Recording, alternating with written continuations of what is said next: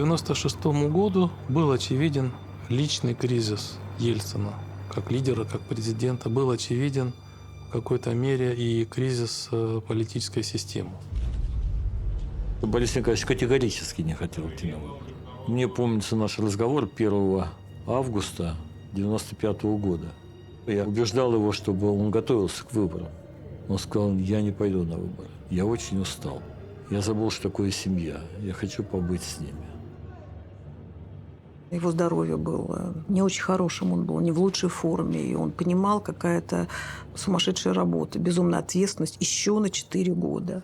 Вот никто не подумал о том, что в течение 4 лет у него ни разу не было отпуска. То есть, если он на 2 недели уезжает куда-то, то обязательно здесь что-то готовится. То Дума что-нибудь придумает, то раньше Верховный Совет что-нибудь придумает. Он ведь тоже человек, почему-то к нему не относится как к человеку.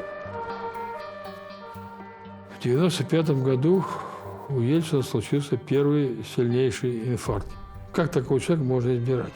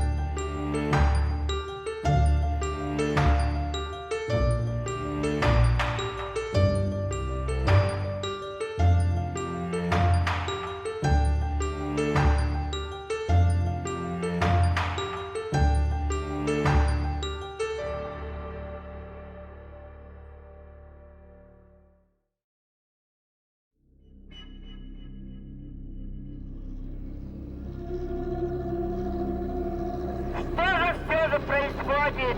Люди мрут, как мухи. Перспективы никакой от такой же тухи. Разлюбили Горбачева, а потом и Ельцина. Много каши заварили, а поесть-то нечего.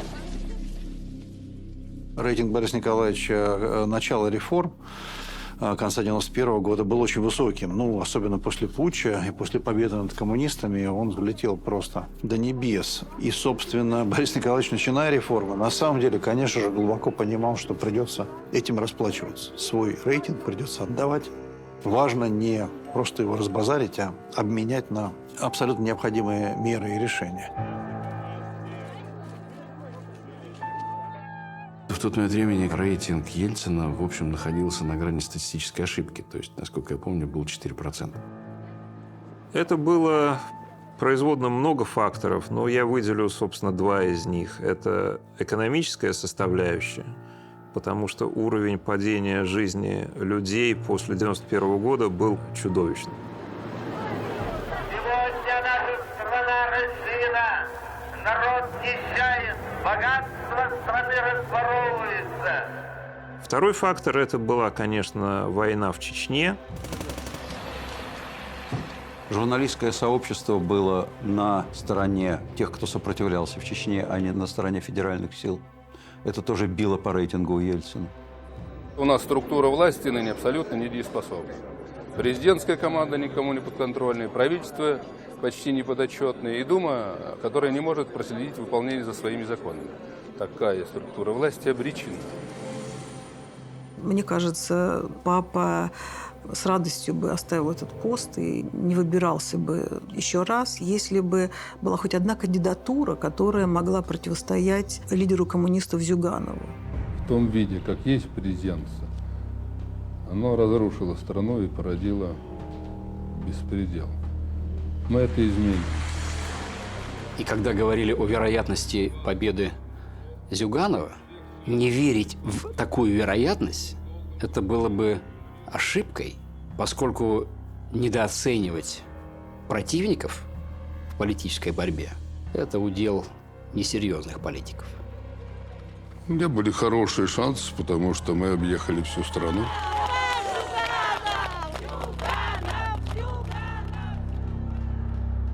У нас и была программа, которая, собственно говоря, соответствовала чаяниям, настроениям людей. Декабрь 1995 года. Впереди выборы Думу-96. Я иду на голосование сейчас и голосовать буду за коммунистов. Я считаю, что в ближайшее время кардинально ничего не изменится у нас. И жизнь, я думаю, не скоро наладится хорошая. В стране было еще очень много людей, которые свою жизнь связывали с КПСС. Это были поколения людей, которые воспитаны были в СССР. Президентов нам не надо! Сами сможем управлять!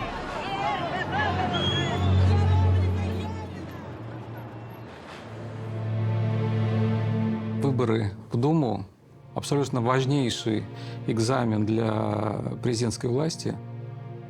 Наш Дом России – это тогда главная партия провластная, пропрезидентская. Ее возглавляет Черномырдин. Гайдар по-прежнему возглавляет свою партию «Демократический выбор России». Ну, то есть, в общем, в Думу идут самая сильная часть президентской команды. И в результате как бы не просто тотальное поражение, а такое зубодробительное поражение. И вот первые предварительные итоги выборов. Лидируют коммунисты. Ну что ж, не сбылись надежды Егора Гайдара. Сегодня в Думе 96 большинство тех, кто за возврат к старому. Коммунисты на первом месте, и на ближайшие 4 года Ельцин получает абсолютно оппозиционную Думу.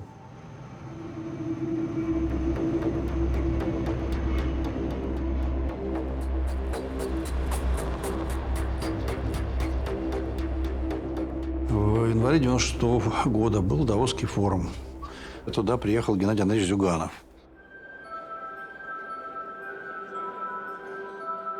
Ну, я прекрасно понимал, что это главный финансово-экономический форум. Я изучал материалы. В принципе, я изучил опыт и ленинско-сталинской модернизации, и реформ уже китайских Дэн Сяопина. И в этом отношении я ехал туда хорошо подготовившись.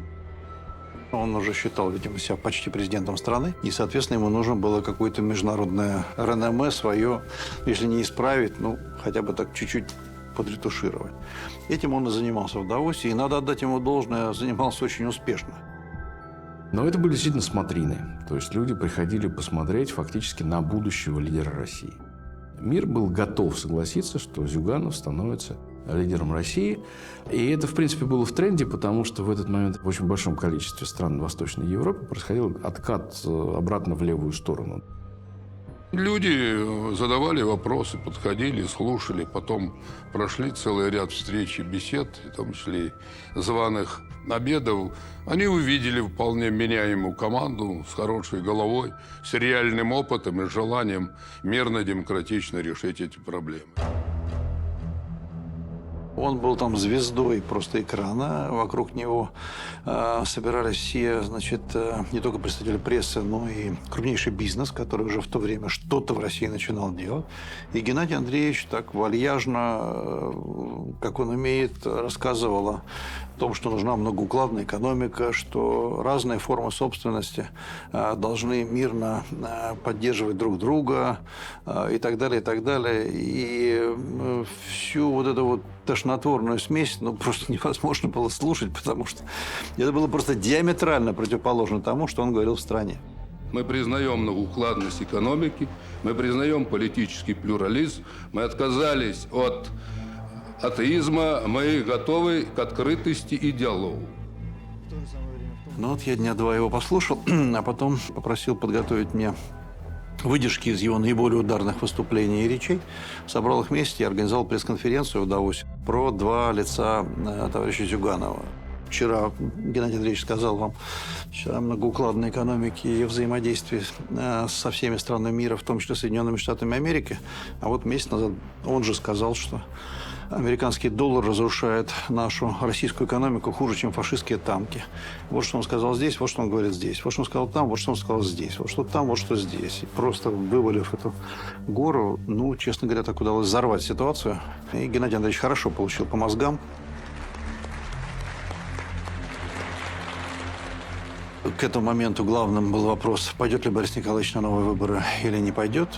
большие сомнения, разные кандидаты, масса обсуждений. Решение Бориса Николаевича: да, пойду.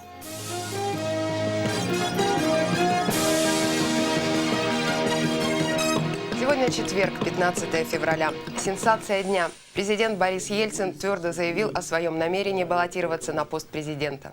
Я решил баллотироваться на пост президента России и объявляю об этом здесь, в дорогом для меня зале, в родном городе, вам, моим землякам, всем гражданам России, для сведения всего мира.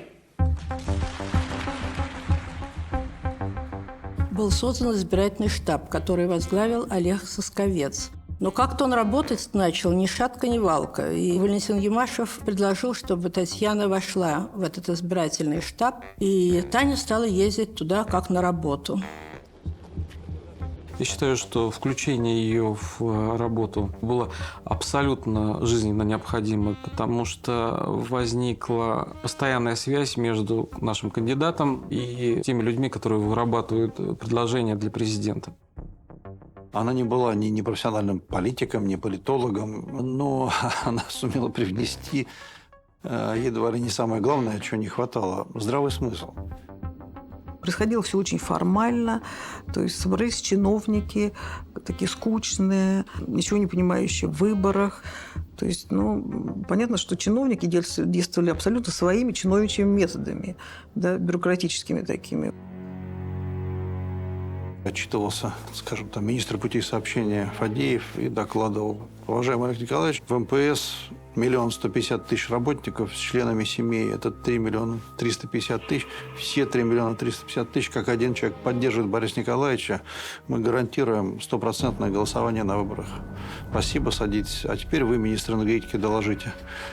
Что-то министр энергетики докладывает. Но это все было настолько пародийно, настолько нелепо и бессмысленно, что, в общем, очень быстро стало понятно всем, в том числе Борису Николаевичу, что это все что угодно, только никак не предвыборный штаб Ельцина, тем более в такой драматический момент времени.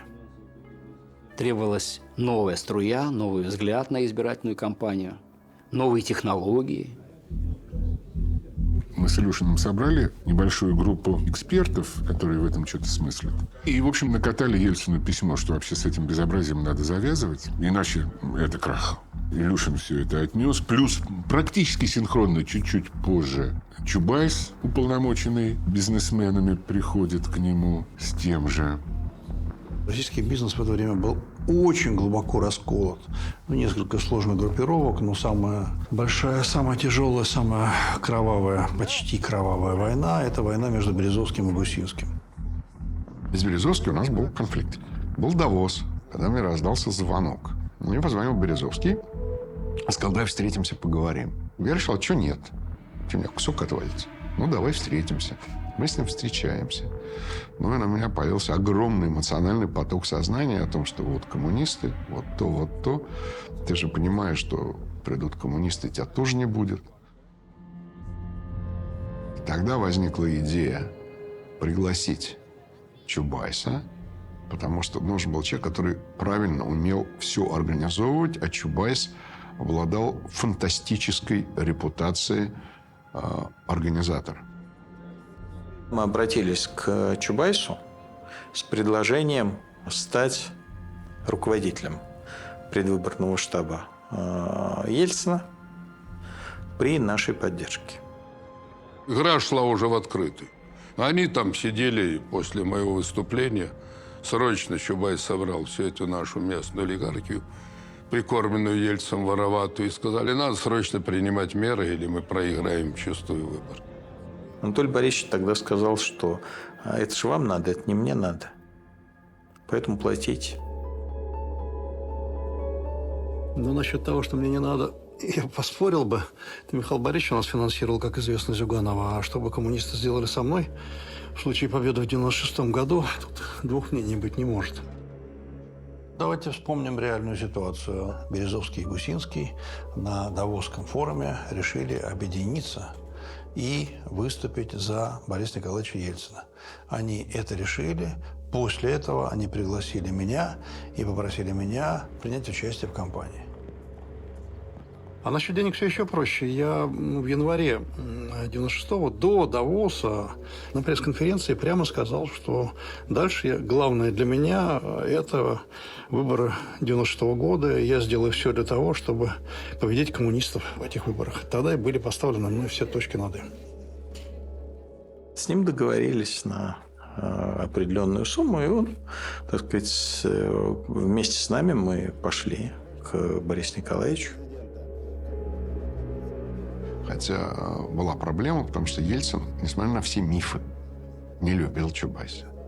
Потому что Чубайс был для него чужой. По массе причин. Он не подходил по всем причинам. А все его очень уважали.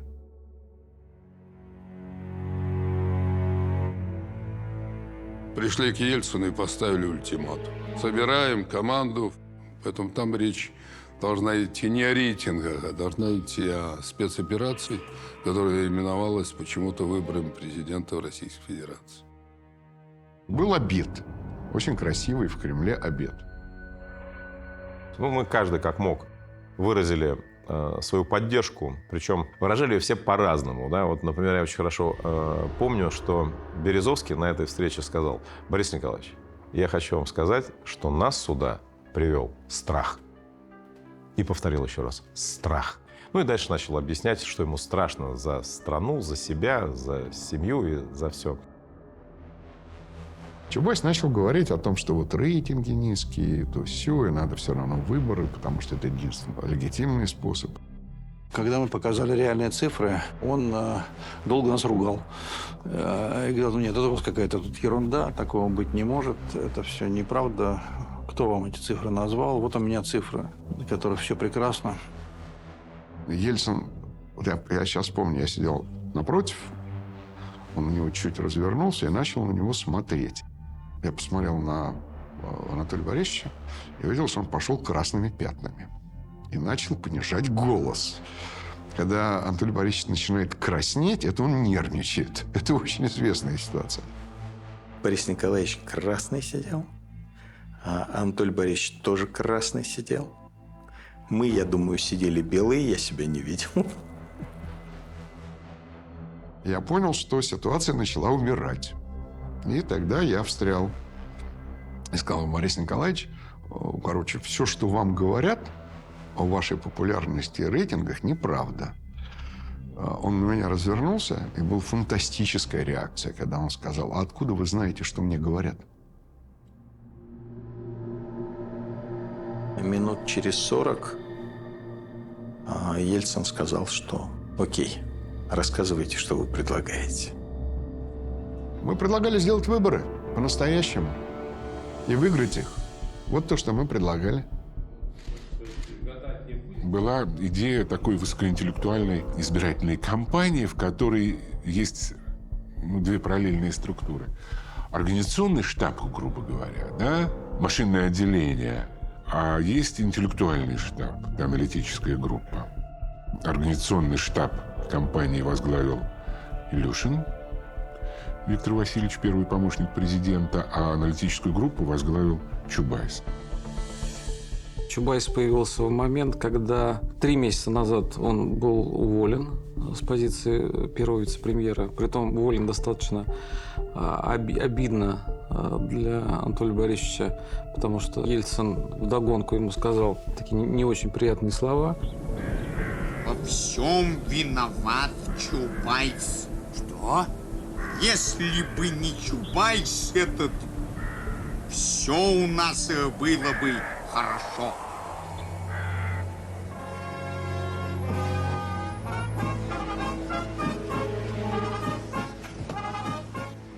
К сожалению, Ельцин был окружен людьми, которые убеждали его в том, что победить невозможно, что единственный шанс – это отменить выборы и, собственно, после этого стать нелегитимным президентом. Коржаков, Барсуков, Сосковец убеждали его в том, что сейчас не время выборов. Нам бы надо вот немножко еще года 2 спокойно в стране пожить, на года на 2 отложить выборные баталии. Но естественно, что при таком раскладе Ельцин бы оказался бы полностью заложником этой группы.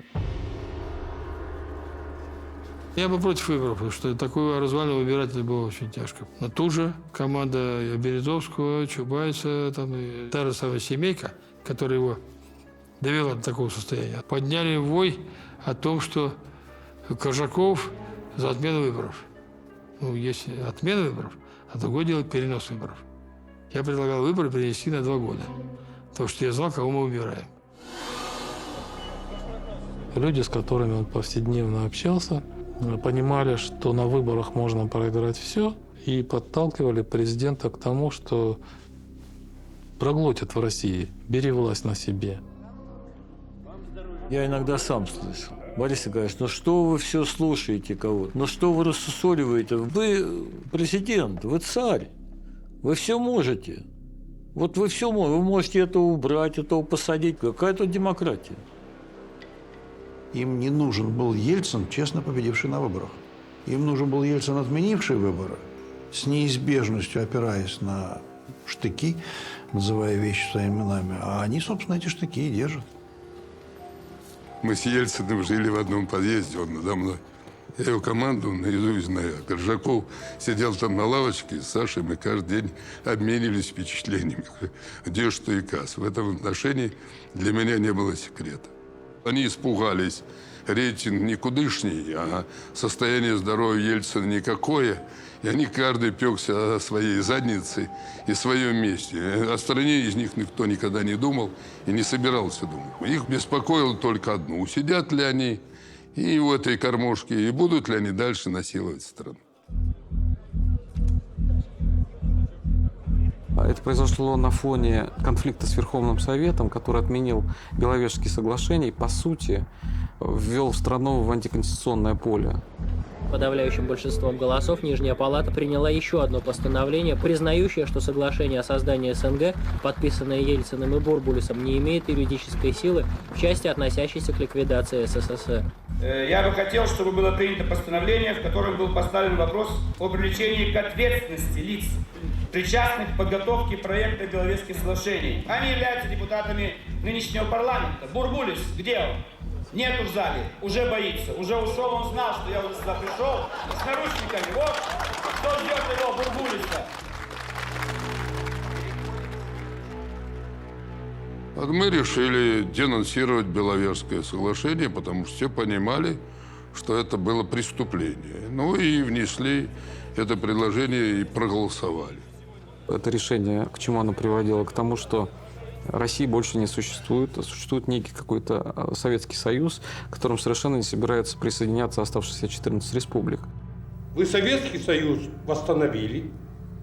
Тогда что такое Россия? Что такое Государственная Дума?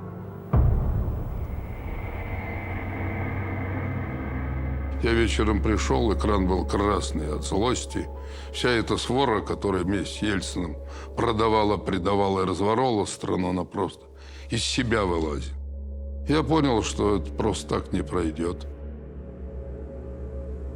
Здесь, конечно, Ельцин очень любопытно себя повел. Мне звонок, приглашают к президенту. Это была суббота, раннее утро.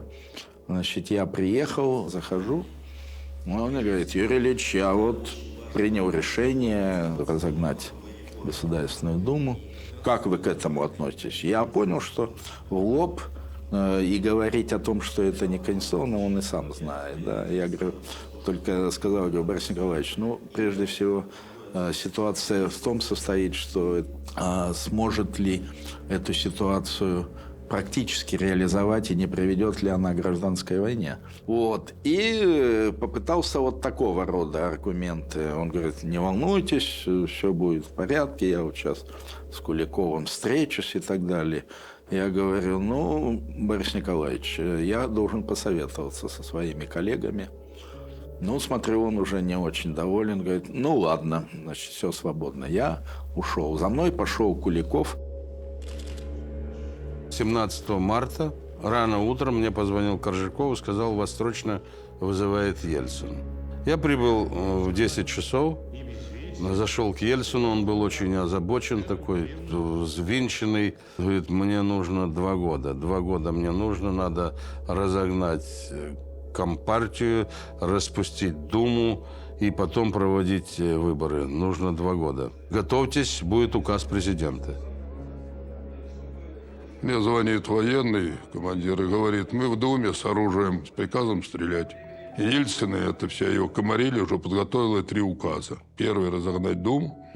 Второе – ввести чрезвычайное положение. И третье – арестовать 400 человек, начиная с меня, интернировать якобы очередных заговорщиков. В марте фактически мы стояли на грани военного положения, когда танки были рядом с Москвой. И огромная, грандиозная заслуга, что этого не случилось, в руках Вали-Тани, Березовского, который всех собрал в кучу. Чубайса, безусловно. И вы будете смеяться. Лужкова и Куликова. Я доложил ему о том, что это чревато серьезными последствиями, что бунтует Кузбасс, бунтует на дороге учителя, врачи. Обстановка очень тяжелая. Везде идет целая волна забастовок. И если сейчас, в этот момент, отменить выборы, это чревато гражданской войной. И Куликов, министр внутренних дел, и, конечно, я категорически отвергли эту идею, это предложение Ельцина. Он был очень разозлен на меня. Он говорит, Юрий Михайлович, исходные позиции абсолютно неперспективны. Я тогда попросила приехать в Кремль Анатолия Чубайса, чтобы он поговорил с папой. Я был абсолютно убежден, что попытка отмены выборов в марте 1996 года закончилась бы катастрофой для Бориса Николаевича и для страны. Я сказала, выслушай его, пожалуйста, послушай. А дальше будешь принимать решение вот так, как ты считаешь нужным. Я уж не знаю, каким чудом все-таки он согласился на этот разговор. Но я понимал, что на карту поставлено. Просто все. Я знаю, что это был разговор такой на повышенных тонах. Как мне потом Толя сказал, что это первый раз он практически вот так, не то что кричал, да, но вот так агрессивно разговаривал с президентом. Я говорил о том, что выборы – это то, что вы, Борис Николаевич, привнесли в Россию. У нас не было в стране выборов 70 лет с лишним. И вот сейчас, по вашей Конституции, которую вы же и предложили, в стране проходят настоящие выборы. Выборы, исходы которых мы не знаем. Просто потому, что оппонент очень силен, это правда. Но это в некотором смысле суть того, что сделал Ельцин Борис Николаевич. То, что в России казалось абсолютно невозможным. И в этой ситуации ваш отказ от того, что вы принесли, означает вашу личную катастрофу. Вы сами перечеркиваете Ельцина Бориса Николаевича. И все то, что сделано вами. Закончился разговор тем, что Борис Николаевич сказал, у вас все? Я подумал, сказал, да, все. А вы, Анатолий Борисович, в приватизации тоже допустили много серьезных ошибок. До свидания. Может быть, вот слова Анатолия Борисовича тоже уже были последней каплей, что он поменял свое решение, почти уже принятое. И решил выборы проводить в срок. Конституция же. Я же президент, гарант Конституции. И если я буду везде вот так вот, даже по некрупным вопросам по Конституции ее разматывать, то от нее ничего не останется.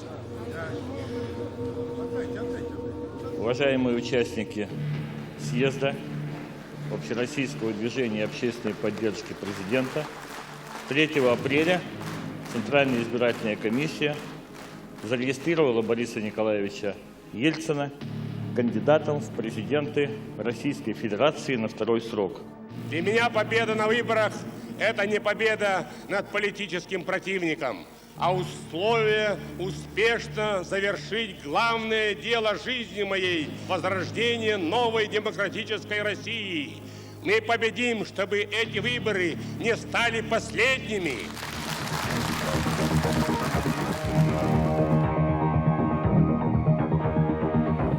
Сегодня агентство «Интерфакс» опубликовало интервью президента телекомпании НТВ Игоря Малашенко, в котором сообщается, в частности, что Борис Ельцин попросил его время от времени консультировать президента по вопросам средств массовой информации.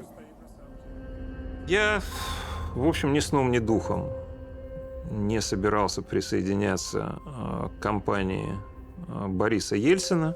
Я в то время оставался президентом НТВ.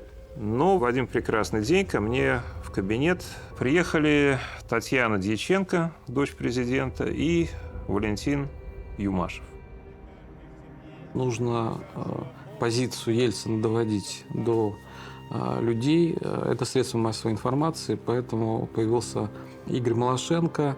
Притом надо иметь в виду, что между Малашенко и Чубайсом очень непростые отношения были. Там Малашенко наезжал на Чубайса по всем вопросам, про приватизацию, про Гайдара и про войну в Чечне. И вот, тем не менее, Толя приглашает Игоря в команду, в аналитическую группу. Персональный авторитет Малашенко ни у кого не вызывал никаких сомнений. Поэтому назначение Малашенко было изначально принципиально важно не потому, что НТВ, вы понимаете, да?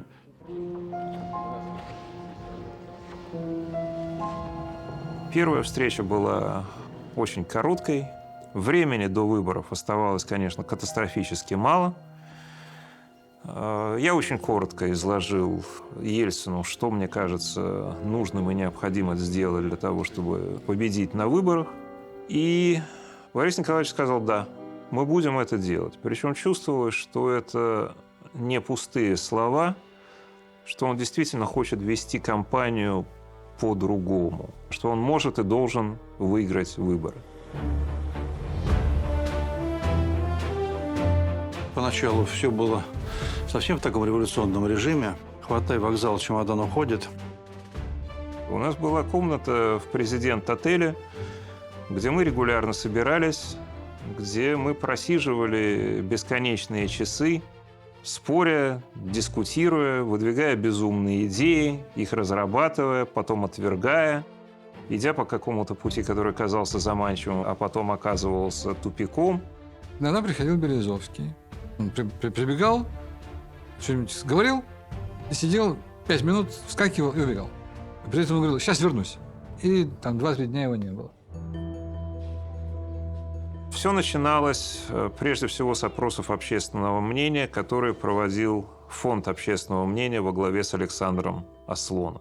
Это была настоящая социология, которая давала глубокое и адекватное понимание того, что, собственно, в общественном мнении страны происходит.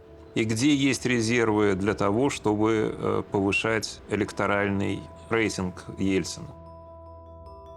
Ну, например, пришел Миша Лесин, тогда он был Миша Лесин, с идеей одного из главных лозунгов, или даже главного лозунга кампании под названием «Голосуй сердцем».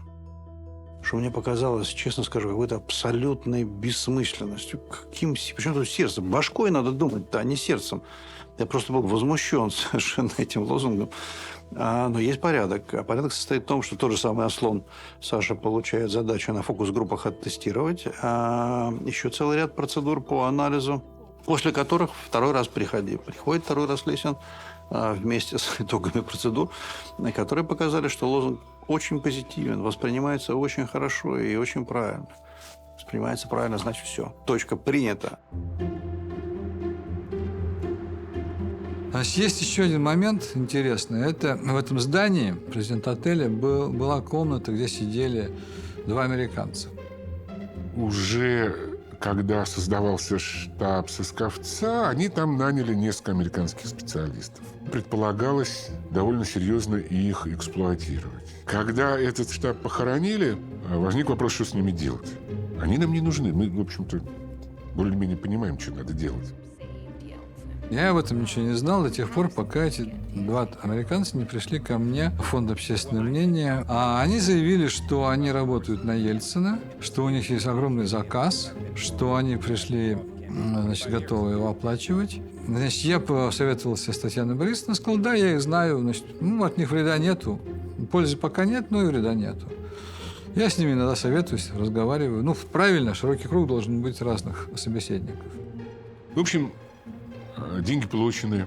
Пусть сидят. Их посадили там где-то пониже в президент-отеле и попросили Татьяну Борисовну их как-то, привечать, курировать, там, чтобы они не очень обижались.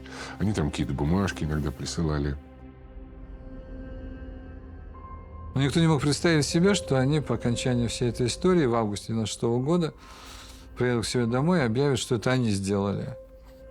Все это, значит, они всех научили, они все объяснили. Это было в журнале «Тайм», а потом вышел фильм, где американский герой, значит, с риском для жизни убеждает президента туповатого в том, что ты должен с коммунистами бороться, и только так ты можешь победить. Ельцин должен предстать энергичным, бодрым, популярным в народе. Он тратит слишком много времени на препирательство с другими демократами. Ему пора начинать атаковать Зюганова и выставлять себя единственной альтернативой коммунистам. В то время мы сделали такую работу, предлагали респондентам вопросы, незаконченные предложения. Ельцин как президент, 3 точки. А как человек, 3 точки. Должен был, 3 точки. Он сделал, 3 точки. И люди должны были просто свои слова добавлять, интервьюер это записывал. Это было в 10 городах. Это было где-то там порядка 800 таких интервью. И я принес это на дискете. Я помню реакцию на следующий день. Татьяна Борисовна не спала всю ночь. Пришла бледная, с круглыми глазами. И сказал: неужели это правда? Я сказал: не совсем, потому что весь мат мы выморали, считая, что это неприлично давать матерные ответы. А так правда. Я потому что за станком проработала. Тише немного. 160 тысяч у меня остается. Как я должна жить? Вот у меня все, я уже 15 лет на пенсию, у меня все износилось. Тише. Как я должна жить? Тише. Вот вы мне скажите.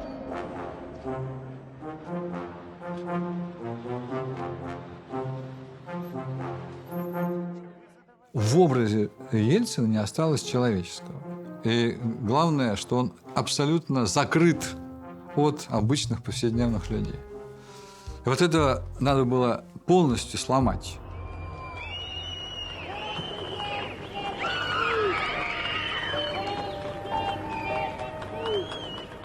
Аналитическая группа уже существовала, но еще мало что успела сделать, и Борис Ельцин поехал в Краснодар. Надо сказать, что результат был ужасный, потому что это все было в стиле худшего советского протокола. Во-первых, вместо избирателей он встретился с чем-то сильно напоминавшим советский партхозактив. Когда он шел по улице, он был окружен кольцом охраны, которая не позволяла людям к нему приблизиться. Люди стояли с мрачными враждебными лицами, то есть было понятно, что эта поездка пошла не в плюс, а, возможно, даже в минус. И тогда Игорь Малашенко придумал совершенно прекрасную идею. Нашел фотографию Ельцина 89 или 90 года, где он у шахтера, по-моему, был. Там он идет по улице, по открытому пространству, в рубашке с закатными рукавами. С ним вместе человек 5-10 нормальных мужиков. Значит, видно, что он как бы так их ведет, они за ним. Вот это настоящий Ельцин. И мы вдвоем с Игорем просто пришли к Борису Николаевичу посмотреть.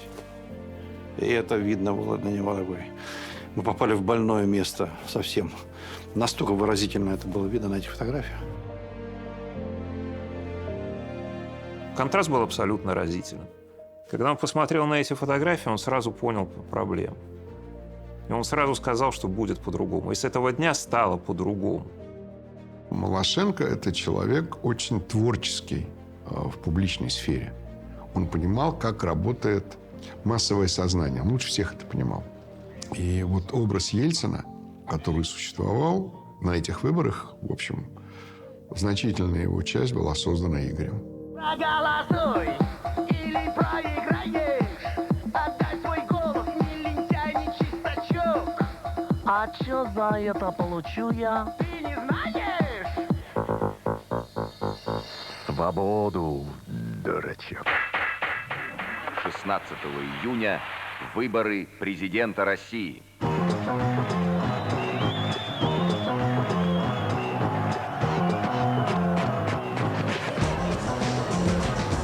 Сделай сделайте выбор 16 числа правильный. Не ошибитесь 16 июня, поскольку вы выбираете не личность, вы выбираете судьбу, историю, будущее России, своих детей, внуков. Это будущее России. Эй, ты! Проснись! Давно пора вставать, настало время тебе и другим выбирать. Настало время разобраться, кто хорош, а кто плох, и кто действительно крут, а кто конченый лох. Настало время решить судьбу великой страны. Это должен сделать каждый, это должен сделать ты. Подумай о том, что для себя ты выбираешь. Голосуй! Или ты проиграешь! Голосуй! Или ты проиграешь! Голосуй! Голосуй! В последние месяцы мне особенно много приходится ездить по стране, встречаться с людьми. Признаюсь, иногда даже голос подводит, не выдерживает от такого обилия слов. Но сейчас не столько важен мой голос, сколько важны ваши голоса. И именно 16 июня.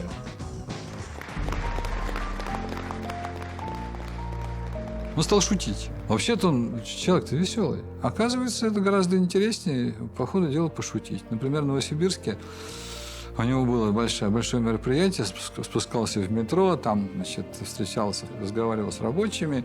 Значит, он придумал сам и попросил у кого-то, чтобы ему дали пятачок. Значит, он прошел вперед под камеру, бросил пятачок, прошел. Ну, турникет открылся, закрылся. А остальные-то без пятачков. И вся его свита, вся его лица сопровождающие остались. Там он поворачивается и говорит, надо платить за вход. С одной стороны, шутка. С другой стороны, опять-таки, начальник, он где-то впереди. То есть это соответствовало его ментальности. День и ночь по радио. Ельцин, Ельцин, Ельцин. Люди уже обалдели. У всех впечатление, что только один Ельцин. Вы хотите Красное Знамя? Пожалуйста, вот там в прямом эфире Ельцин возвращает Красное Знамя там, для армии. Вы хотите союза? В прямом эфире Ельцин подписывает с Лукашенко союз России и Беларуси. Вы хотите конца войны в Чечне? Вот Ельцин в Чечне и прямо на броне танка подписывает указ о прекращении войны. Приказы были подготовлены, приказы где писали. Сегодня принято считать, что вся президентская кампания – это некие трюки, некие попытки задобрить избирателей, что-то им дать, что-то обещать.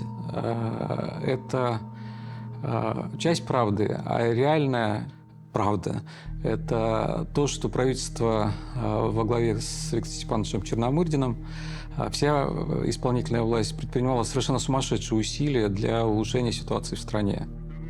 Была приостановлена война в Чечне. Чтобы ее закончить, предпринимались нечеловеческие усилия президентом и его ближайшим окружением, силовиками в том числе. Выплачивались пенсии и зарплаты, по которым были огромные долги. Занимались деньги у западных стран, у западных фондов. И это была огромнейшая работа. И в результате возник образ другого Ельцина. Но в каком-то смысле этот Ельцин не был другим. Это был подзабытый Ельцин. Потому что очень во многом этот Борис Николаевич напоминал себя конца 80-х, самого начала 90-х годов. Тише, тише, спокойнее. Берегите женщин. Папа как-то включился в это, ему это понравилось. Вот, хотя темп был просто сумасшедший. У нас иногда были 2 региона в день. Вот, то есть мы практически не спали, готовили постоянно его речи, его там выступления. Но это, конечно, была такая сумасшедшая гонка. Вы моя опора! Вы опора России! Когда трудно, мы всегда были вместе. Я чувствовал вашу поддержку. Она давала силы. Она спасала меня. Теперь нельзя отступать. И тогда победим. Этот перелом произошел просто как ударный такой перелом в восприятии. И это показывали опросы. И сразу эти рейтинги пошли вверх. И в конечном счете они сравнялись. И даже чуть больше были, чем у Зюганова. Рейтинг Ельцина повышается с каждым днем предвыборной борьбы. И кажется, он уже опережает всех своих соперников. Я уже встретился с Лебедем, Явлинским, на днях встречусь с Федоровым. Считаю, что эти встречи полезные беседы и принципиальные. И думаю, что эта тройка примкнет к президентской команде. Я выбираю свободу! Чего желаю вам! И я в любую погоду Явлинскому голос отдам, отдам, отдам!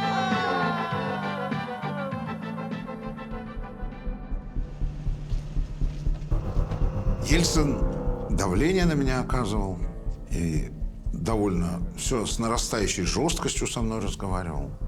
Сначала его аргумент был, что вы молодой человек, у вас еще все впереди, вы сейчас мне помогите, а потом...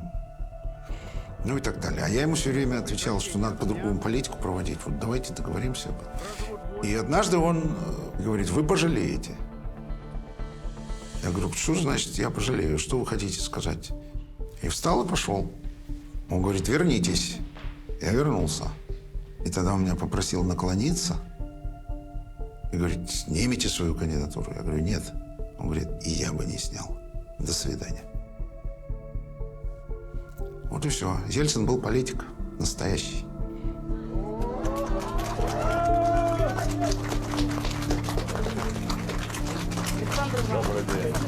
И они тогда сделали ход конем. Они выдвинули Лебедя кандидатом в президенты. Они понимали, что у Лебедя есть шансы набрать больше голосов, чем Явлинскому, поскольку он генерал и такой очень харизматичный и так далее. Я встречался 2 числа с президентом, я ему сказал, что я иду на выборы. Он сказал, иди. Иду.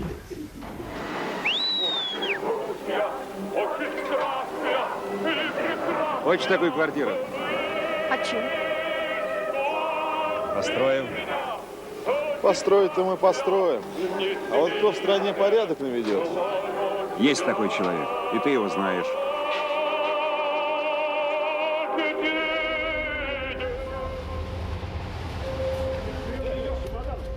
Лебедь хорошо сдружился на тот период и финансировался Березовским.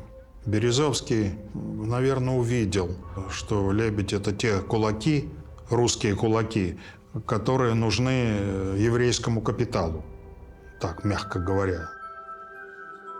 И Березовский, наверное, я тоже в значительной степени убедили Лебедя в том, что надо поддержать Ельцина. Это первое. И убедили в том, что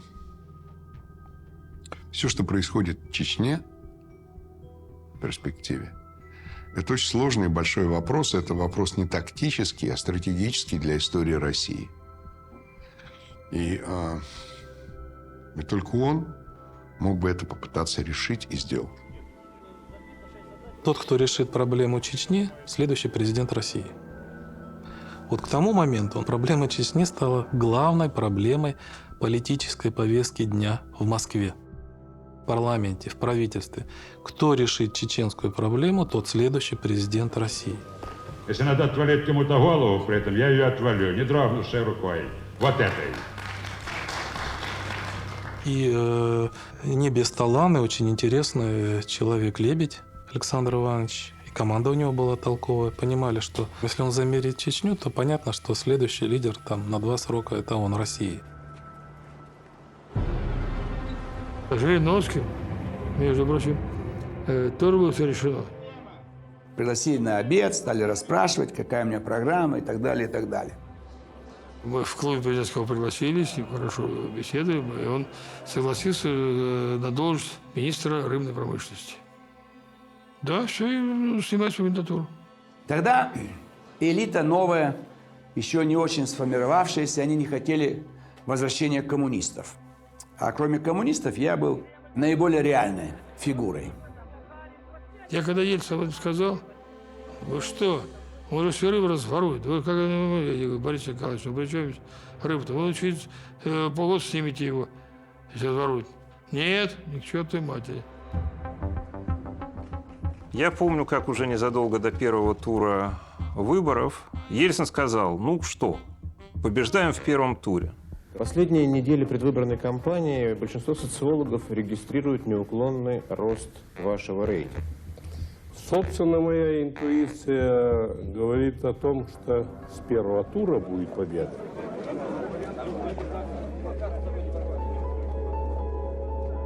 Мы сказали, нет, не получается, Борис Николаевич. В первом туре вы выиграть не можете. Вы получите большинство, но вы не можете одержать победу в первом туре выборов.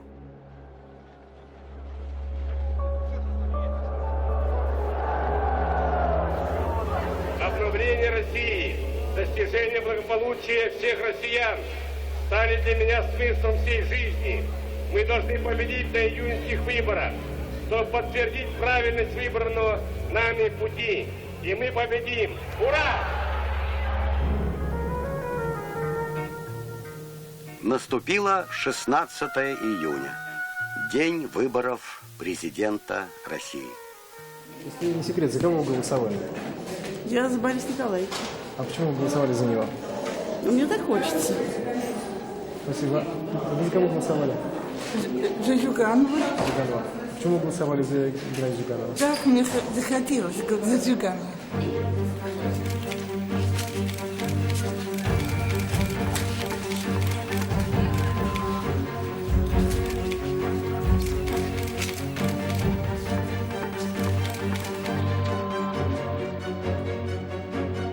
В президентских выборах 1996 года главными кандидатами на победу были, конечно, Ельцин и Зюганов. За третье место боролись еще три кандидата – Явлинский, Лебедь и Жириновский. Но кроме этих кандидатов были еще другие участники, всего было их 11. Например, первый президент СССР Михаил Сергеевич Горбачев, известный спортсмен Юрий Власов, предприниматель Брынцалов. Но эти все кандидаты, которых я назвал, шансов почти не имели. Реально победить могут только двое. Ельцин, значит продолжение реформ. Либо Зюганов, это значит назад туда, в прошлое, коммунистическое, со всеми вытекающими последствиями. А что такое возврат к коммунизму в середине 90-х? Ну, это национальная катастрофа. Ну вот в таком постановке вопроса «только бы не вернулись коммунисты», в этом установка самого Чубайса. Он ее просто транслирует на всех остальных.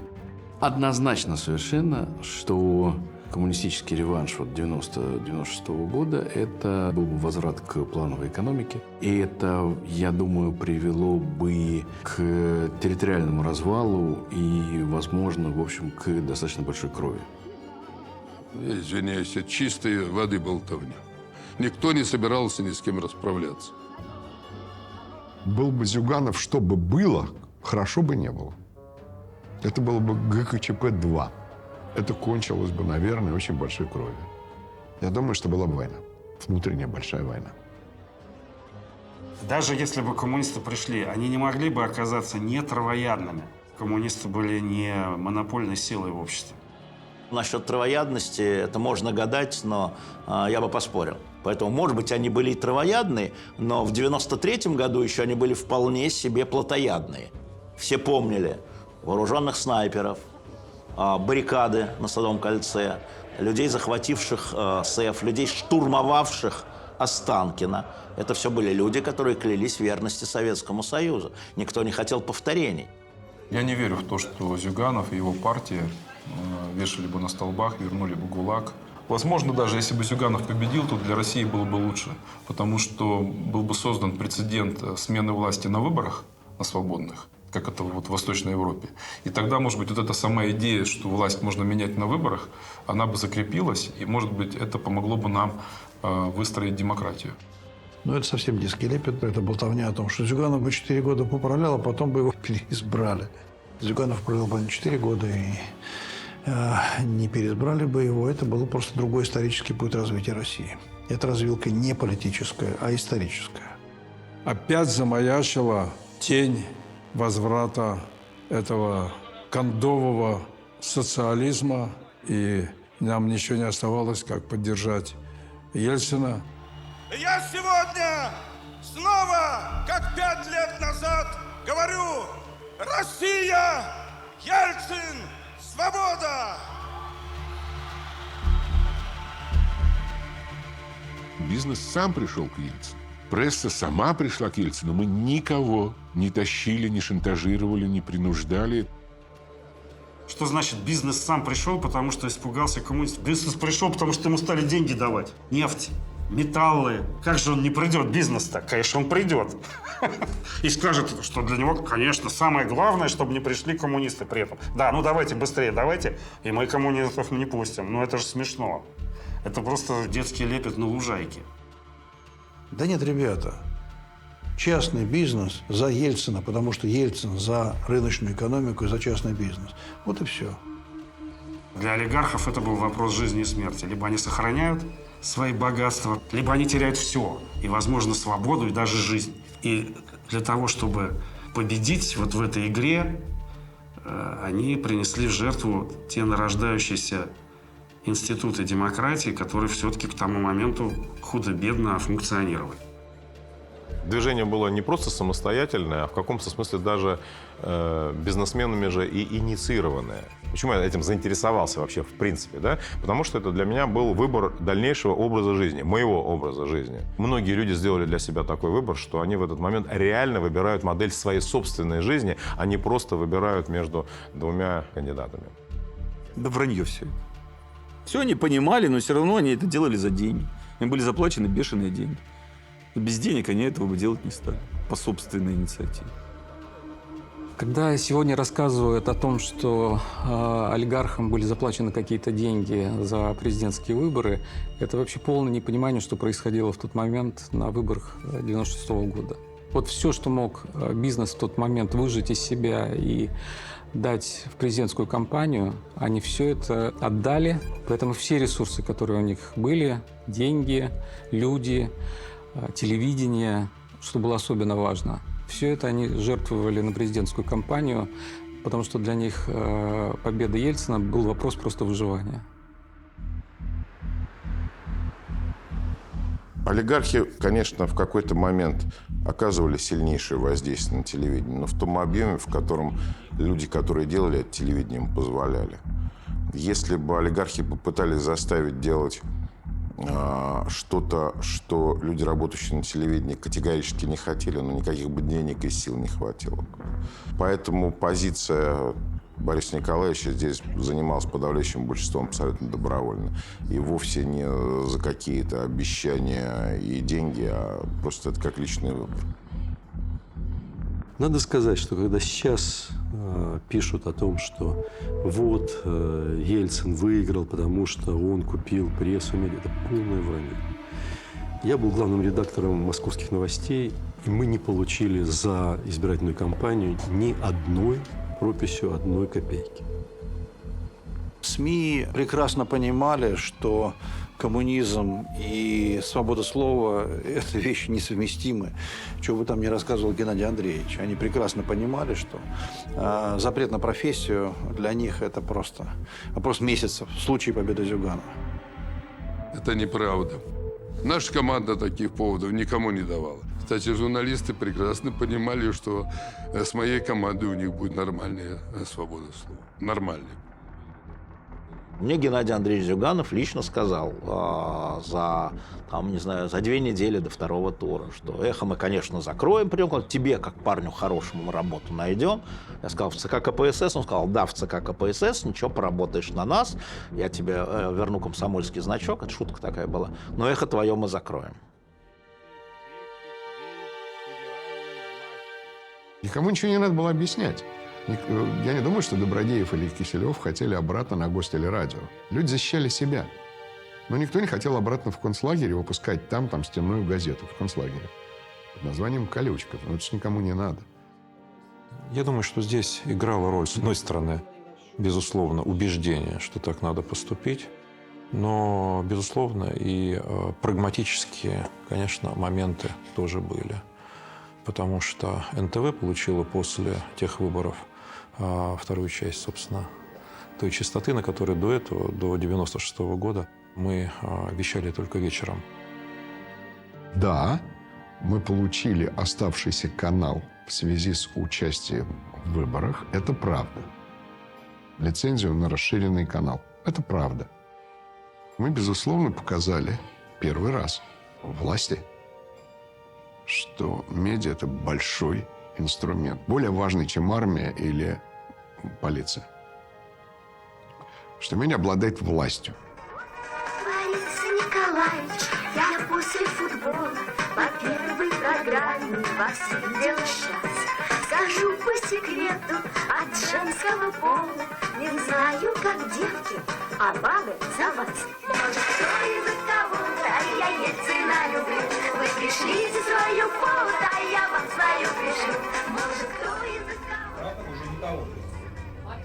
Конечно, выборы тогда обеспечивало прежде всего телевидение, и единство, и монолитность телевидения, и работа всех без исключения каналов. Но это и, собственно, заложило основу для всех проблем телевидения, которые возникли уже в последующие годы.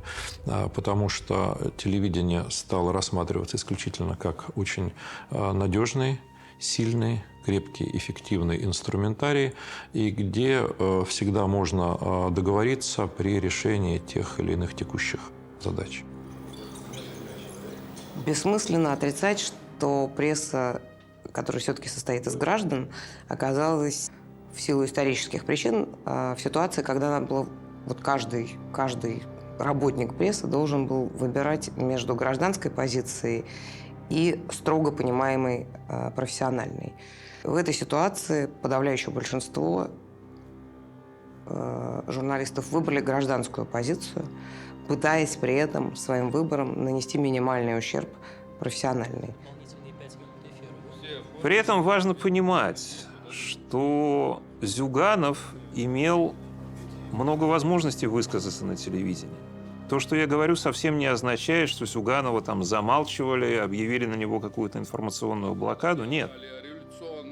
Конечно, мы все поддерживали, сочувствовали Борису Николаевичу. Но никому в голову не пришло на эхе сказать, давайте не пускать Зюганова в эфир. Но мы тупо по образцам, которые мы выучили по книжкам, вот там 40 минут мы дали сторонникам Ельцина, а 40 минут, и не 39, и не 41, а 40. И вот мы так прошли 96-й год.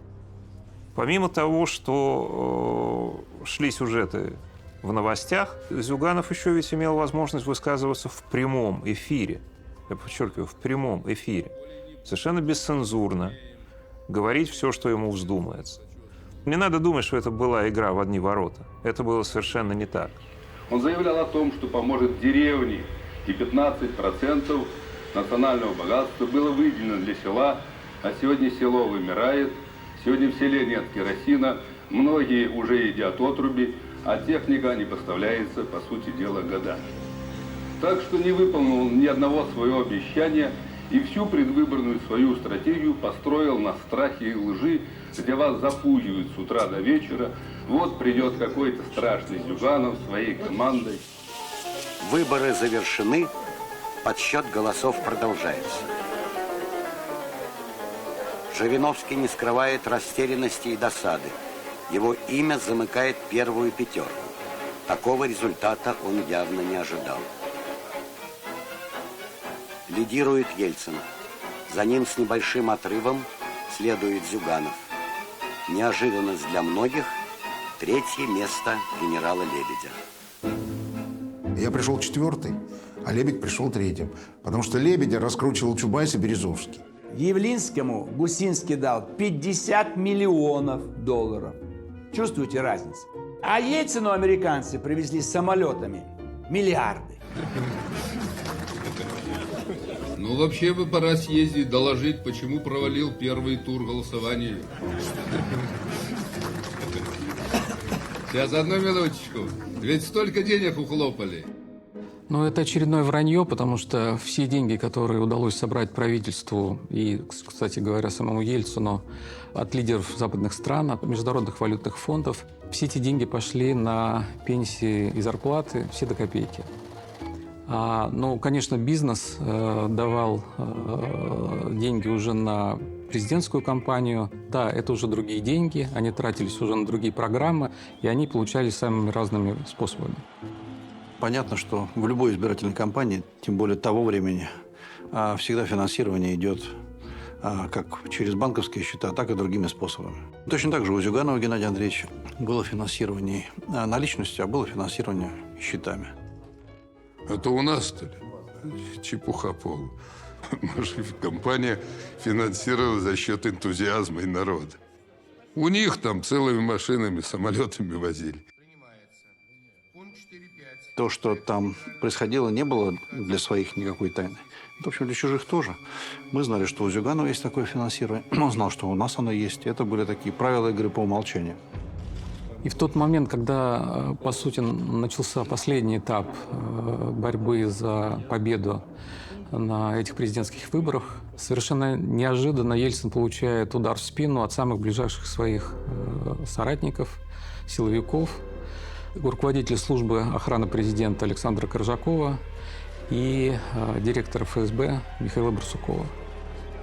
Татьяна была в избирательном штабе, звонит оттуда и говорит, что вот мама, произошла неприятность.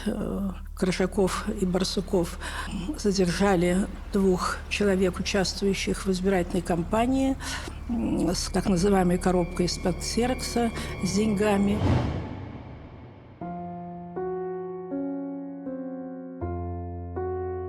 Я еду на машине в президентский клуб. В это время мне звонит Наиносина. Михаил Иванович, там... Я говорю, Наиносина, я не знаю, что там произошло даже. Не потому, что я там... Мне никто еще ничего не доложил. Я только вот сейчас послал ребят. Сейчас разберутся, и я вам доложу. Спецслужбы во главе с Коржаковым, они задержали на выходе Лисовского и Евстафьева, которые тащили, значит, эту коробку, набитую долларами. На посту на КПП майор, который нес службу, там, этот милиционер, задержал на выходе, шел там, говорит, что у вас в коробке?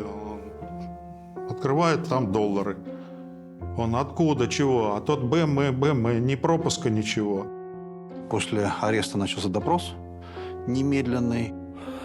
Мы с господином Евстафьевым были в Белом доме, где обсуждали концепцию 2-го тура. И уже пошли на выход проходной. И выходя из проходной, вдруг... мы практически уже вышли. Уже мы как бы прошли ее. Вдруг выскочил какой-то человек, он, видно, откуда-то бежал, весь запыхавшийся. И стал размахивать удостоверением, кричать, что служба безопасности. И требует, чтобы нас остановили. В ходе допроса им в принятой в некоторых местах форме было сказано, что, ребят, с вами все ясно. Вы уже не выйдете никогда отсюда. Вот камера, приготовленная для вас. Соответственно, рассказывайте, кто послал, зачем послал, как послал. И Коржаков был абсолютно убежден в том, что тут же получит полноценный рассказ обо всем, из которого он что-то такое извлечет для себя, с чем он дойдет до Бориса Николаевича и попытается его убедить в том, что это хищение, воровство, я уж не знаю, что это. Значит, это, конечно, были реальные деньги, которые шли на, значит, выборы. Ясно, что это было незаконное финансирование избирательной кампании. Это раздавали деньги, неучтенные налом, артистам, которые должны были поддерживать Ельцина. Это был какой-то кэш, который, так сказать, обналичили в банке в каком-то, я не знаю в каком, Аркадий и Лисовский, которые отвечали за программу «Голосуй или проиграешь». То есть это артисты ездили по стране, выступали по телевидению и так далее, и за это им платили гонорар. Игорь Николаев, Александр Буйнов, Валерий Леонтьев, Дюна, Любэ, Академия, Наташа Королева и Анжелика Варум. Знаменитые и популярные артисты 2-ю неделю прямо с трапа самолетов выходят на концертные площадки. Это была их зарплата, которую Аркаша отдал Лисовскому. Лисовский должен был отдавать артистам. Все. Таня приехала довольно быстро, потому что это была ночь. Я говорю, должна поговорить с папой. Я говорю, слушай, папа только заснул, но не будем его будить. Она, нет, это просто безотлагательное дело. Но она зашла, ему сказала о том, что произошло. И я сказала, говорю, ты знаешь, я Крыжакову не могла дозвониться. Он говорит, сейчас дозвонимся. Я просто трубку не брал, пошли занять, не хочу. Потом, значит, дозвонились до Барсукова, значит, до соединился, и Ельцин со мной хочет поговорить, 12 часов ночи. Разговор был очень недолгий. Ну, видимо, он нашел слова, которые должен был ему сказать. Что там у вас случилось? Что это? Борис Николаевич, да не волнуйся, мы утром у вас будем на докладе. Придем по 8-му, как вы обычно работаете. Все доложим, все, не переживайте. А что такое шум подняли? А я говорю, мы шум не поднимали. Шум подняли другие кто-то. Здесь надо отдать должное команде Березовского, Чубайса, которая из большого минуса, большого прокола сделали гигантский плюс, разыграв эту ситуацию. Значит, Березовский, Машев, Таня, Киселев, Гусинский, вся вот эта шобла, вся по-другому не могу сказать, собраться и стали думать, как же быть, Чубайс, естественно, как быть раньше. И они решили просто, если ты не умеешь, значит, предотвратить мятеж, надо его возглавить. Мы все собрались, естественно, где? У Березовского, в Лаговазе. У него в дом приема был такой. Там было очень много людей. Вокруг дома сосредоточилось большое количество спецназа служб безопасности президента. И в этот момент Чубайс, его ближайшие соратники по штабу принимают решение сделать эту историю публичной. В эфир выходит Евгений Киселев с экстренным выпуском и говорит о том, что это, по сути, переворот. Многие потом обвиняли, что слишком градус был повышен, что не надо было, значит, так резко, так остро. Но народ, мне кажется, не сильно понимает, какие реально угрозы стояли перед Ельциным и перед штабом. Следующий шаг был, это абсолютно реальный, это арест Чубайса. Это дискредитация всего предвыборного штаба Ельцина. Это была последняя попытка отменить выборы. Это была последняя попытка развернуть происходящее. Это была попытка дискредитировать Чубайса, прежде всего, ну и всех остальных в штабе. И самое главное, поставить ситуацию на грань конфликта. Потому что поставить Ельцина перед выбором, что удалось сделать в полном объеме. То есть Коржаков немножко не досчитал картинку, плохо понимал реальные технологии избирательной кампании. Он понимал, как арестовывать, это он умеет. А уж технологии политической борьбы он точно не понимал. Забегает Виктор Степанович. Забегает и на Коржакова. Ну что, доигрался, доигрался. Мальчишка, дверью хлоп. И ушел. Остается Коржаков и я. И звонок прямого телефона. Сашка снимает трубку. Да, у меня. Ну и дает мне трубку. Борис Николаевич говорит, я принял решение. Я говорю, хорошо, Борис Николаевич, потому что я заявил о своей отставке на Совбезе. А он принял решение. И тут же мне говорит, дайте трубку Коржакову. Я даю трубку Коржакову. Я говорю, тебя. А он, хорошо, Борис Николаевич. Положил трубку. Все в шоке. Все. Весь Совбез, все Политбюро пришло ко мне. Все. Саша, что случилось? Все Политбюро, все министры, все, кто были в Совбезе. Они были за Ельцина, они были за меня, они были, узнали, что это мы в одной команде, а не с Чубайсом. Когда мы узнали, что выгнали и Барсукова, и Коржакова, с этого момента, давайте прямо скажем, у меня Ельцин поднялся на абсолютно недосягаемую для меня чисто человеческую высоту, потому что убрать своих близких, даже лакеев, даже неумных людей, но точно лояльных людей, которые потом будут в него кидаться помоями, поливаться помоями, потому что лакеи обычно знают все, и основная беда всегда бывает от лакеев. они были лакеями. Ельцин так не думал. Мы все понимали. Ельцин просил поймать за руку, что это воровство. Я его поймал, вот и принес. Вот он принес за бутылком. Все. Вот написано, вот поймали, вот тебе деньги, вот за что. Какие артисты? Где ты этих артистов видел?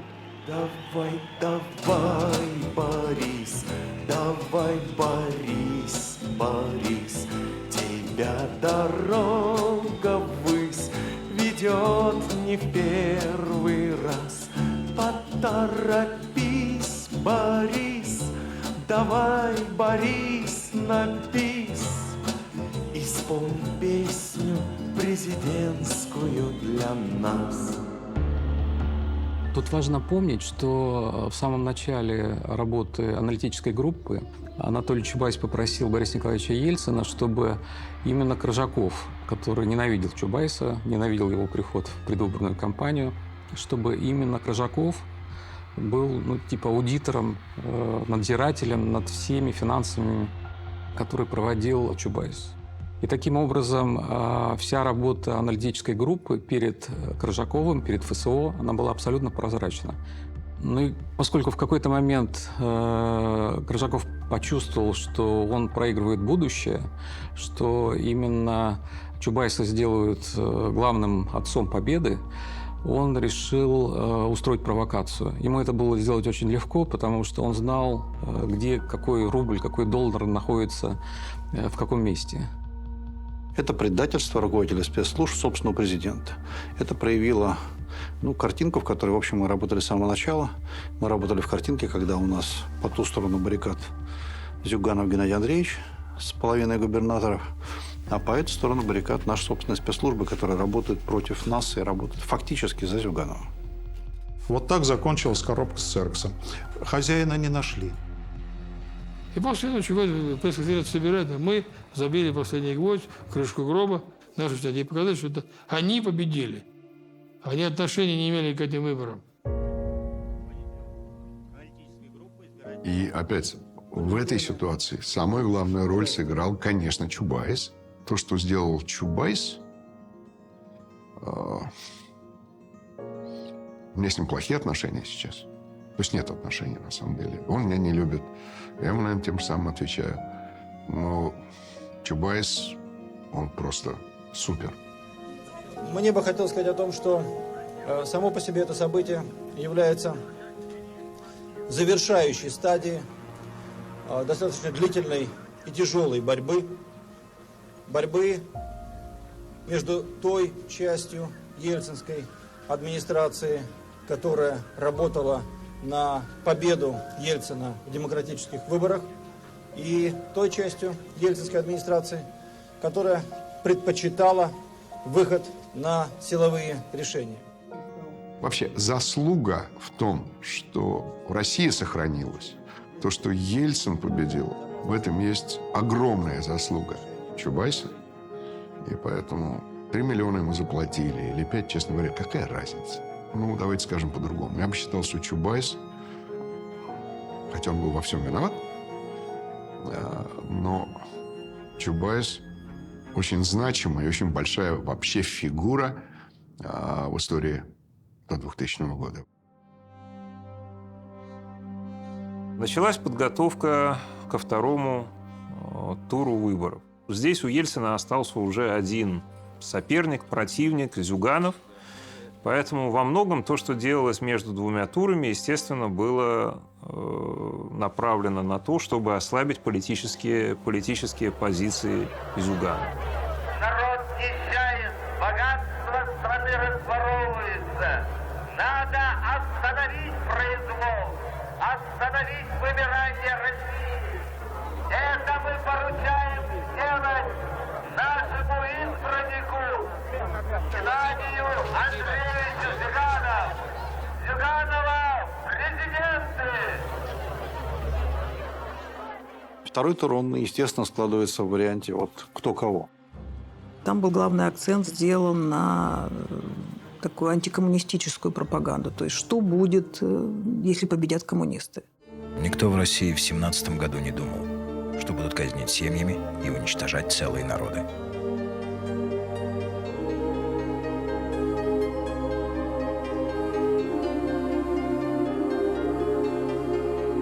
Коммунисты не сменили даже название.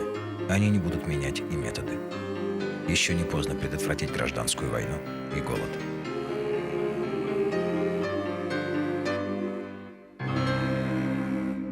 На меня свалили все беды гражданской войны. Вот. Я никого не раскулачивал, никого не обирал, никого не сажал.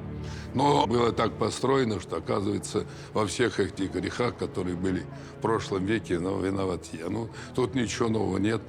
В этом они преуспели. Я знаю даже тех мерзавцев, которые готовили эти грязные мерзкие газеты, статьи, которые развозили по всем домам, рассылали. Когда газету, не дай бог, моя мать, которая меня учила, взяла, она в себя прийти не могла, я ее неделю откачу.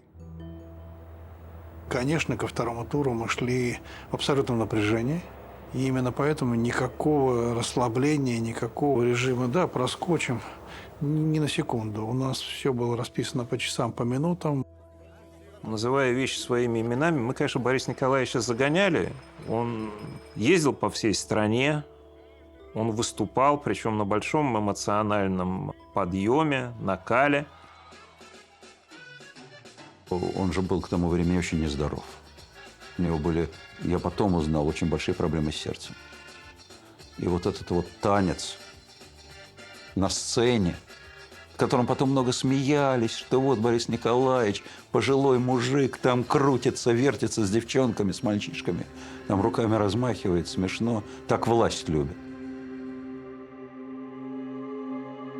Это был подвиг, потому что человек в прединфарктном состоянии, когда он плясал на сцене, конечно, я не знаю, как ему потребовалось взять себя в руки, и что он себе сказал, как он себя уговорил, что он должен это сделать.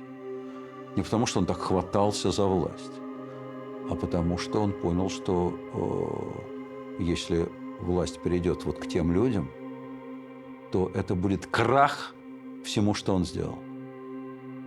То это будет большой крест, который он ставит на всей своей жизни, не просто политической карьере, а на всей своей жизни. И потомки не простят. Каким бы ни был штаб, какими бы ни были интеллектуальными, значит, собравшиеся там люди, кампанию Ельцина выиграл Ельцин. Это абсолютный факт. Не только потому, что он, собственно, собрал, но еще и потому, что это его кампания, это его борьба. Он, собственно, и пошел-то на выборы, потому что понимал, что нельзя отдать страну Зюганову. Это было для него главным мотивом. Зная о своем состоянии здоровья, зная о прогнозах врачей.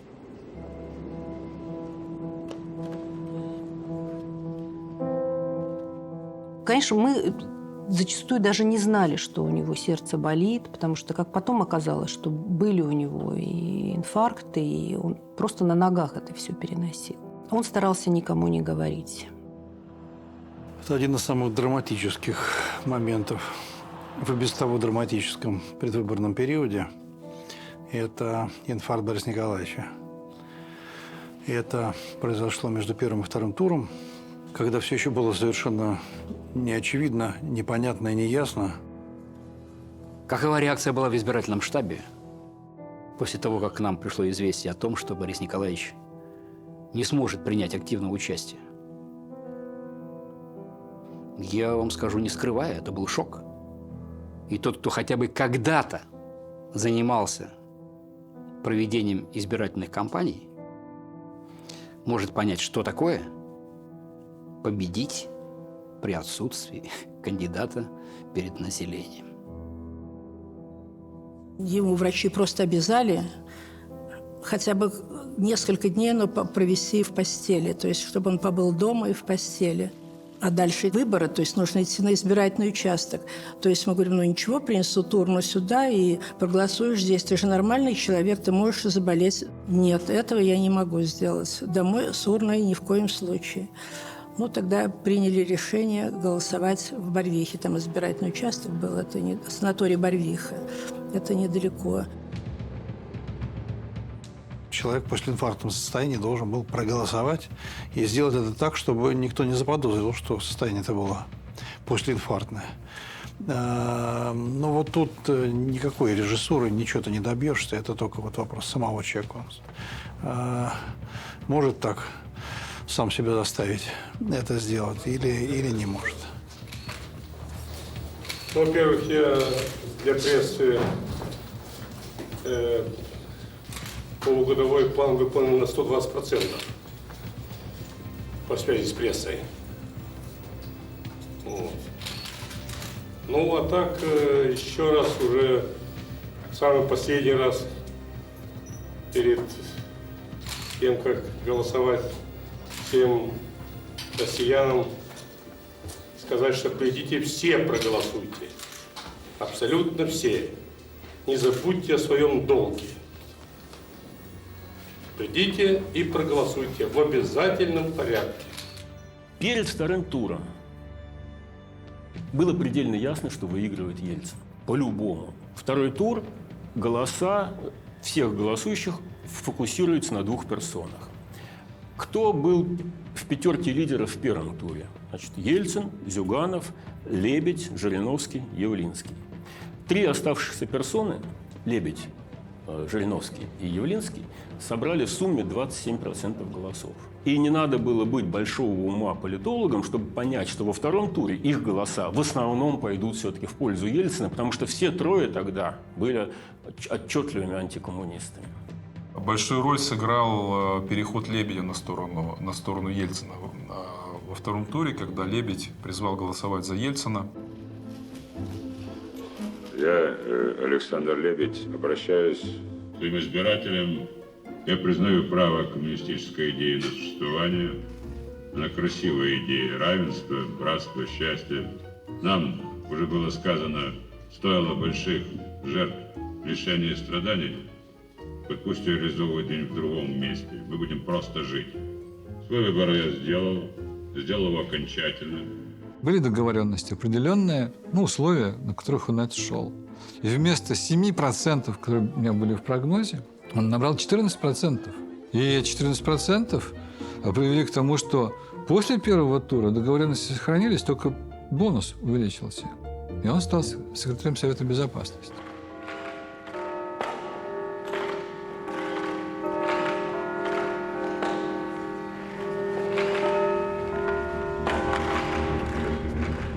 Итог второго тура был ясен. Надо было, чтобы люди пришли.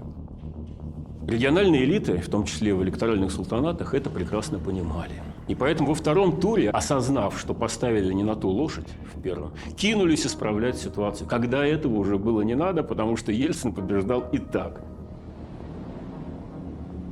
Настоящий результат мы узнавали так же, как и вся страна, сидя на работе и ждая каждый час сообщений избиркома, начиная с Востока. На Востоке Борис Николаевич всегда шел хорошо, там поддержка была его выше, это всегда повод для радости.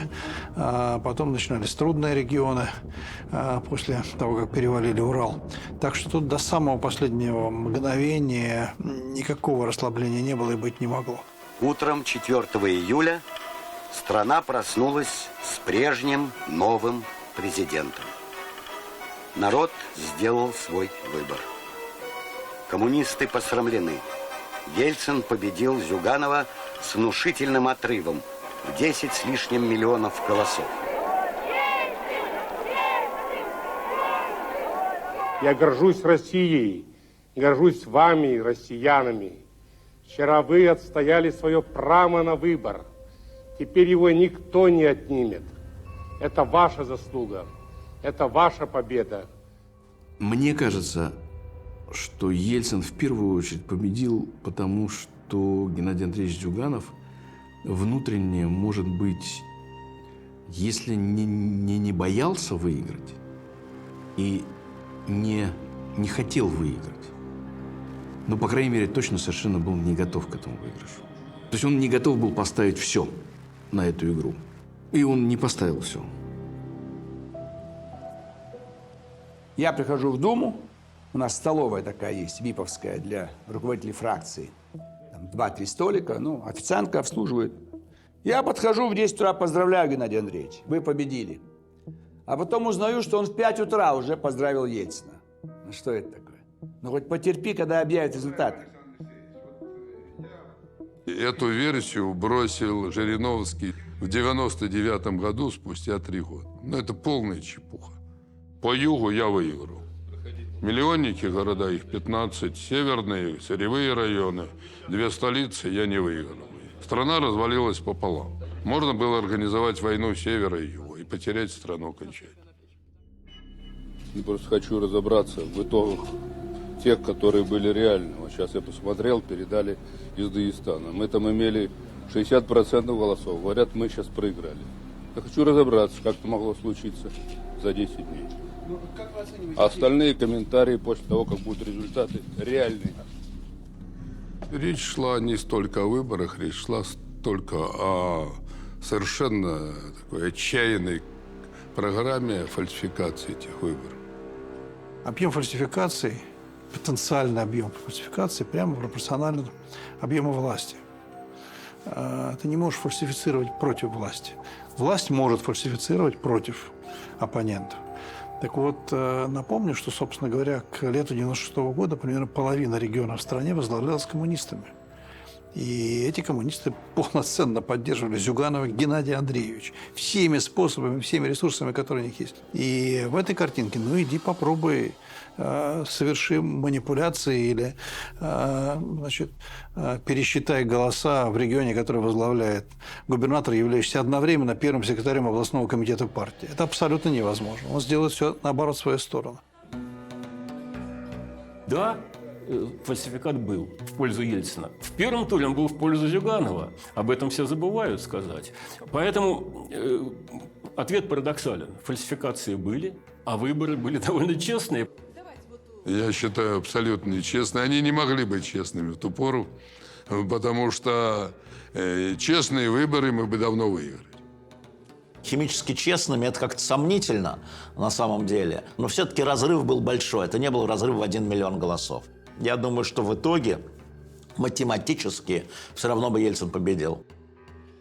Накануне второго тура все социологические службы давали Ельцину победу с разницей в 13-15%. И когда были посчитаны голоса, что и случилось. Ельцин победил с разницей в 13 с лишним процентов.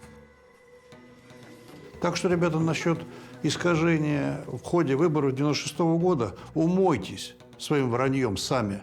Это были самые честные выборы в истории страны. Если вот вы хотите от меня такой черно-белой оценки, то это были белые честные выборы. Но мы же очень пытаемся мыслить черно-белыми. Честные выборы, нечестные выборы. Они были российскими выборами. Надо сравнивать в развитии. И я предлагаю смотреть не образцово-показательные европейские выборы времен расцвета демократии, а я предлагаю сравнивать это с тем, как Верховный Совет выбирали, как Горбачева президентом выбирали, и как через 6 лет выбирали Ельцина. Я считаю, что это был огромный шаг вперед. Президент Российской Федерации Борис Николаевич Ельцин.